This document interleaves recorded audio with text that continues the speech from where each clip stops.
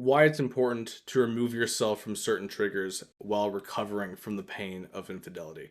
So, oftentimes, after you've been cheated on, there's a lot to process, there's a lot to work through. Insecurities that you've had about yourself for a long time pop up.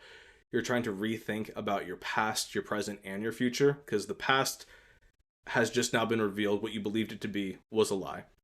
The present, what you're going to do day to day, has suddenly changed, and you are often not sure what the future is going to look like when you thought that you knew, or you thought you had at least a general idea.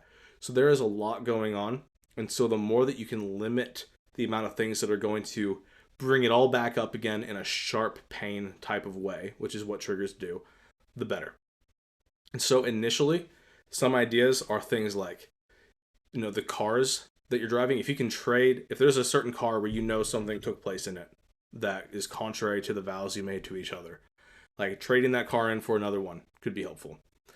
The house that you're in, you probably won't be able to just have the amount of wealth to just afford switching houses or changing apartments like that. But rearranging it or redecorating it can be healthy to kind of remove, especially if there's a specific picture on the wall or like the TV screen or whatever it may be, like things that you can change and adjust or move around to make your house where you live less of a trigger is super helpful. People. So if there was someone that used to hang around a lot, that even if they're not the affair partner, but they were complicit in it, they knew it was going on, they never told you, and they used to be a more part of your life, limiting that can be super helpful. And so I could go on and on with examples, but the principle is pretty clear. If you're going through your life and you recognize that there's something that is triggering you, then you want to try to find a way to limit it upfront. And I say upfront because this is not a healthy approach forever.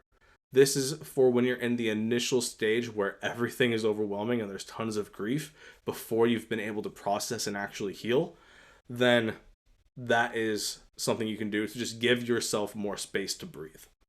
But let's say it's been a year and there's still a bunch of things triggering you. I'm just going to say it, that shouldn't be the case. Like, you should have done a lot more healing within that time. And then at that point, triggers become something you can be thankful for because it helps you recognize, oh, there's a part of myself that still hasn't fully healed from this. Let me look within, let me talk with someone, let me journal about this, let me meditate over it, let me see what healing I can do in this specific area. Now, when I say a year, you should be better at that point. That's not like there's a definite cutoff point, but I'm just trying to say if it's been a while and everything is still a trigger to you, that means that you've probably been focusing too much on trying to numb the pain and not enough on trying to heal it. So hopefully that gives some perspective on how you should approach triggers both short term and long term.